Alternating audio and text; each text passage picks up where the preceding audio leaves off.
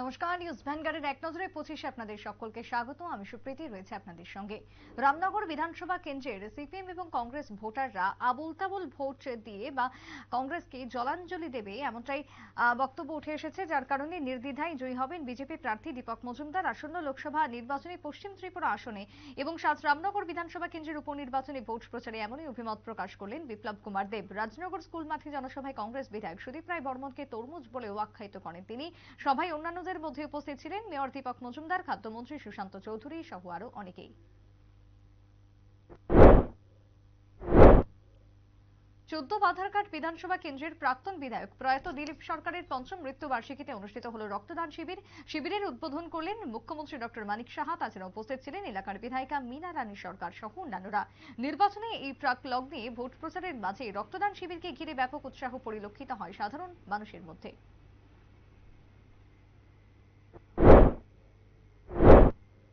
মঙ্গলবার থেকে 14টি দলকে নিয়ে শুরু হচ্ছে সমীরণ চক্রবর্তী টি-20 ক্রিকেট প্রতিযোগিতা।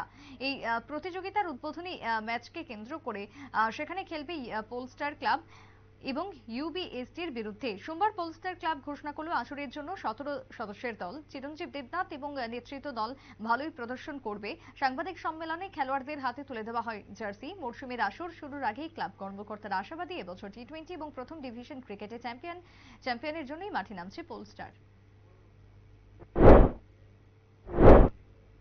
2018 সাল থেকে বর্তমান সময় পর্যন্ত রাজধানীর মানুষ উপভোগ করেছেন তিনটি নির্বাচনের যে নির্বাচনের প্রচারে শাসক দল প্রতিনিয়ত উন্নয়নের ফানুস তুলে ধরেছেন আমজনতার সামনে, কিন্তু বাস্তব বলছে অন্য কথা। যার কারণে বর্তমানে খয়েরপুর বিধানসভা কেন্দ্রের অন্তর্গত বলদাখাল এলাকা থেকে 14 দেবতার মাতাবাড়ি পর্যন্ত রাস্তার বেহাল দশা, যার কারণে প্রত্যেকেই ক্ষোভ উগরে দিচ্ছেন। তাই এবার আবারও লোকসভা নির্বাচনের আগে এলাকার মানুষের দাবি রাস্তাঘাট নির্মাণের।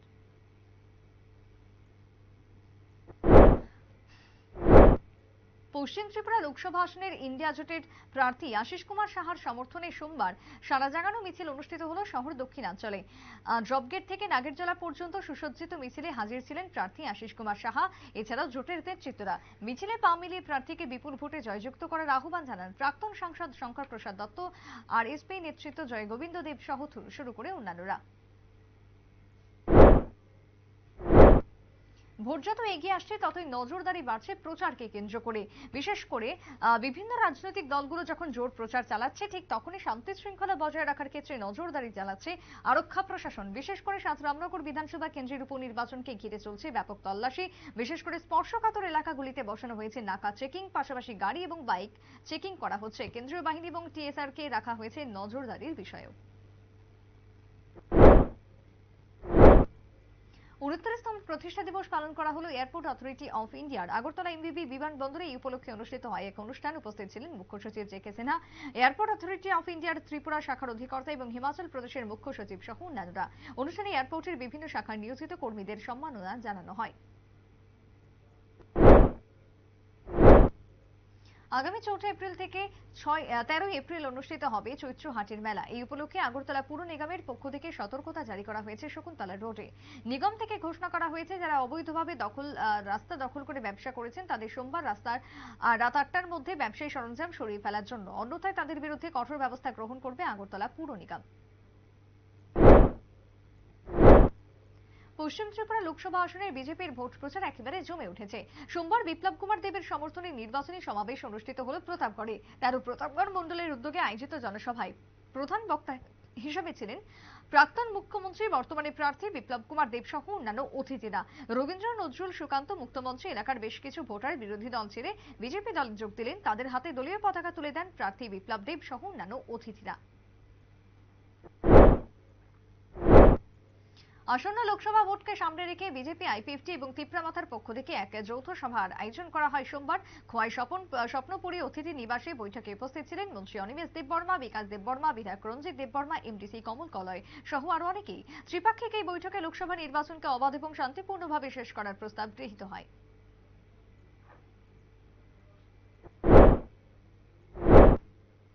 লোকসভা নির্বাচনে পূর্ব ত্রিপুরা লোকসভা আসনের জোর প্রচার বিজেপি দলের। খোয়াই মন্ডল কিষাণ মোর্চার উদ্যোগে সোমবার অনুষ্ঠিত হয় সভা। সিঙ্গিছড়া স্কুল মাঠে সভায় উপস্থিত ছিলেন বিজেপি রাজ্য সভাপতি রাজীব ভট্টাচার্য, মন্ডল সভাপতি সুব্রত মজুমদার সহ অন্যান্যরা। বিজেপি প্রার্থী কৃতি সিং দেববর্মার সমর্থনে আয়োজিত সভায় 111 পরিবারের 355 জন ভোটার সিপিএম ছেড়ে যোগ দিলেন বিজেপি দলে। জনসভাকে ঘিরে ব্যাপক উৎসাহ পরিলক্ষিত কর্মী সমর্থকদের মধ্যে।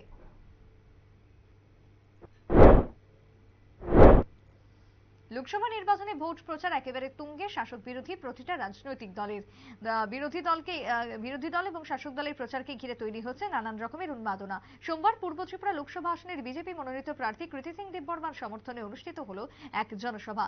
গোমতী জেলার করবুক আশ্রম স্কুল মাঠে জনসভায় উপস্থিত ছিলেন মুখ্যমন্ত্রী মানিক সাহা। তাছাড়া সফর সঙ্গী হিসেবে ছিলেন ক্রীড়ামন্ত্রী টিঙ্কু রায়, শুক্লাচরণ নোয়াতিয়া, প্রার্থী কৃতি সিং দেববর্মা সহ আরো অনেকেই।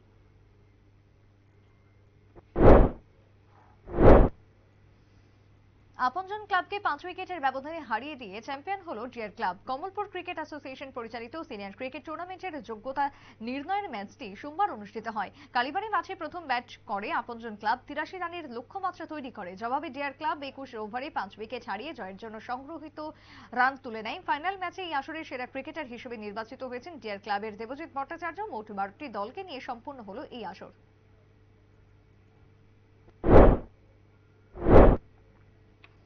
লাকড়ি সংগ্রহ করে বাড়ি ফেরার পথে বাইসনের আঘাতে গুরুতর আহত হলেন শ্রীদেবী নোয়াতিয়া। সোমবার সোনামুড়া মহকুমার নদীঘাটে হয় ঘটনা। নিদয়াতে হয় এই ঘটনা। আহত জনজাতি মহিলাকে প্রথমে মেলাঘর হাসপাতালে, তারপর সেখান থেকে জীবিতে রেফার করা হয়েছে। এদিকে বাইসনের তাণ্ডবে আতঙ্ক ছড়িয়েছে গোটা এলাকায়।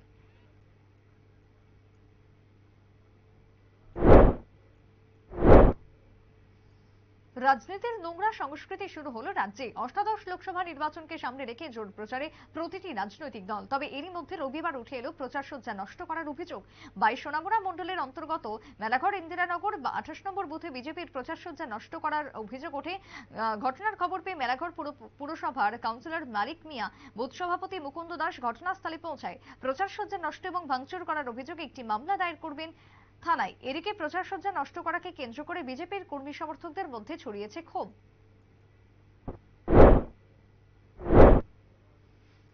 দিশাহীন এক বাইসনের আনাগোনার ফলে সংশ্লিষ্ট এলাকার জনগণ আতঙ্কে অতিষ্ঠ হয়ে দৌড়ঝাঁপ শুরু করেছেন। 1 এপ্রিল সোমবার সকাল 8টা থেকে 9টা অবধি কাঠালিয়া ব্লক এলাকার অন্তর্গত উত্তর এবং দক্ষিণ মহেশপুর পঞ্চায়েত এলাকার কৃষি মাঠ, গ্রামীণ রাস্তা এলাকা, কাঁটাতারের বেড়া সংলগ্ন আইবি রোড, এমনকি বাড়িতেও ঢুকে বাইসনটি দিশাহীনভাবে দৌড়ঝাঁপ শুরু করেছে বলেই খবর।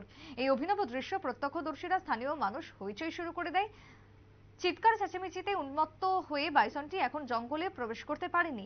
যদিও জয়চানপুরের বন দপ্তরের কর্মীরা এসে পেছনে পেছনে বাইক নিয়ে দৌড়ঝাঁপ শুরু করেছে। সাধারণ মানুষকে সতর্ক থাকার জন্য, নিরাপদ আশ্রয় থাকার জন্য যাত্রাপুর থানার উদ্যোগে মাইকিংও করা হচ্ছে।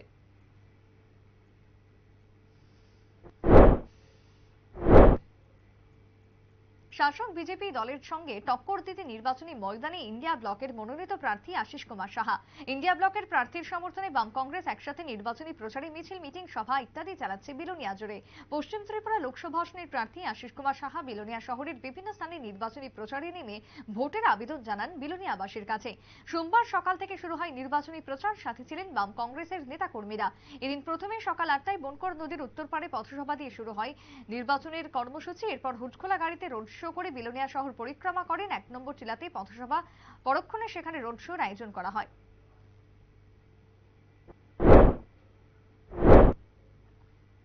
সিমনা বিধানসভার হেজামারা আড্ডি ব্লকের তুইসামুখী এডিসি ভিলেজ, যে ভিলেজের একটি গ্রাম হলো গজপাড়া।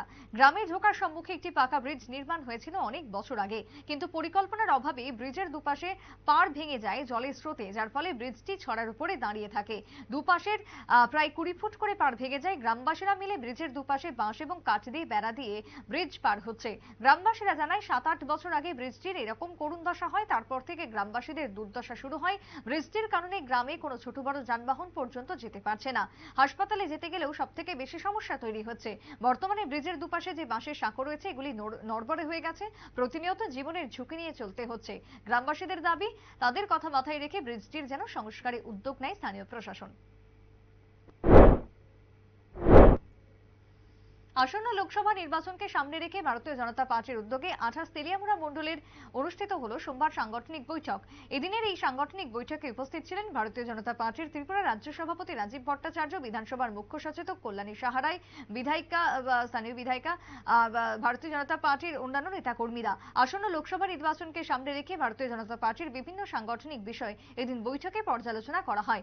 বৈঠকে রাজ্য সভাপতি রাজীব ভট্টাচার্য দাবি করেন, ত্রিপুরা রাজ্যের দুটি লোকসভা আসনের মধ্যে দুটিতেই ভারতীয় জনতা পার্টি জয় নিশ্চিত।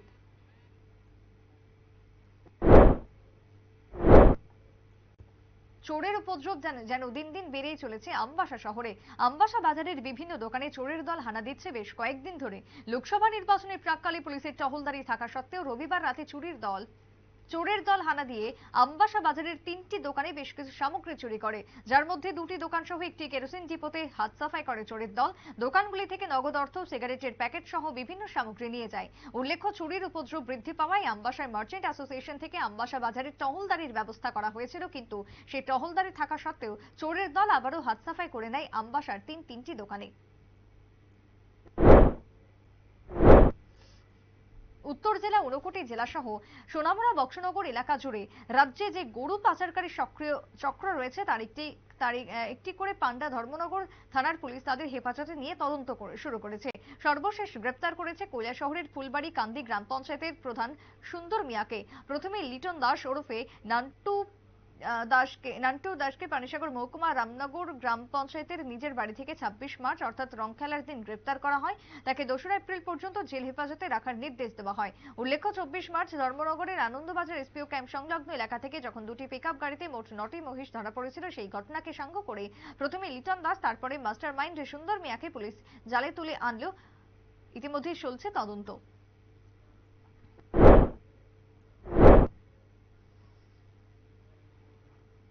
ধুম সিনেমার স্টাইলে বাইক চালাতে গিয়ে আহত হলো চালক। বিশালগড় রঘুনাথপুর রেল ব্রিজের নিচে ইকো গাড়ি এবং বাইকের সংঘর্ষে গুরুতরভাবে আহত বাইক চালক বিপ্লব সাহা। জানা যায়, TR01BW0514 নম্বরের একটি ইকো গাড়ি বিশালগড় থেকে করইমুড়া উদ্দেশ্যে যাওয়ার পথে অপর দিক থেকে TR07F8360 নম্বরের একটি বাইক নিয়ে সোমবার দুপুরে চালক বিপ্লব সাহা ধুম সিনেমা স্টাইলে দ্রুত গতিতে বাইক চালাতে গিয়ে নিয়ন্ত্রণ হারিয়ে উল্টো দিক থেকে ছুটে গিয়ে ইকো গাড়িতে ধাক্কা মারে। ফলে ইকো গাড়ি এবং বাইকের সামনের অংশ দুমড়ে মুচড়ে যায়। আহত হয় বাইকের চালক বিপ্লব সাহাকে উদ্ধার করে নিয়ে যাওয়া হয় বিশালগড় মহকুমা হাসপাতালে।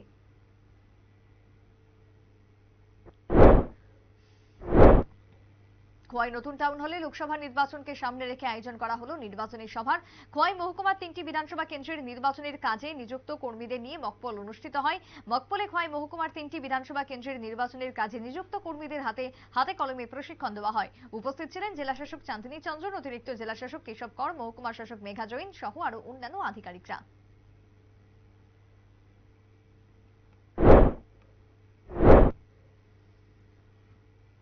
দুষ্কৃতীরা নষ্ট করল বিজেপির প্রচার সজ্জা, এমনটাই অভিযোগ এবার উঠে এসেছে লোকসভা ভোটকে সামনে রেখে 22 সোনামুড়া বিধানসভার বিভিন্ন রাজনৈতিক দল যেখানে প্রচারে যাচ্ছে। জানা যায়, রবিবার রাতে 22 সোনামুড়া বিধানসভার অন্তর্গত মেলাঘর ইন্দিরানগর 28 নম্বর বুথে বিজেপির বিভিন্ন প্রচার সামগ্রী নষ্ট করে দেয় দুষ্কৃতীরা। খবর পেয়ে ছুটে আসেন মেলাঘর পৌরসভার 9 নম্বর ওয়ার্ডের কাউন্সিলর মালিক মিয়া, বুথ সভাপতি মুকুন্দ দাস। প্রচার সামগ্রী নষ্ট করাকে কেন্দ্র করে বিরোধীদের বিদলেন বুথ সভাপতি মুকুন্দ দাস, যদিও কারোর নাম উল্লেখ তিনি করেননি।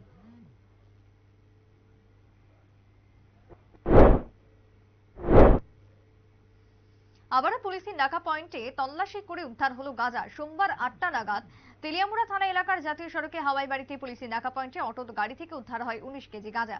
নাকা পয়েন্টে অটো চালককে জিজ্ঞাসাবাদ করলে সে জানায়, চম্পকনগর থেকে 2জন মহিলা তেলিয়ামুড়া আসবে বলে গাড়িতে ওঠে। পুলিশ গাঁজা সহ 2 মহিলাকে আটক করে। এই ঘটনায় পুলিশ মামলা হাতে নিয়ে তদন্ত শুরু করেছে। প্রসঙ্গত উল্লেখ্য, গতকালকে রবিবার ত্রিশাবাড়ি নাকা পয়েন্টে এবং একই রাতে হাওয়াই বাড়ি নাকা পয়েন্টেও গাঁজা উদ্ধার হয় পুলিশি অভিযানে।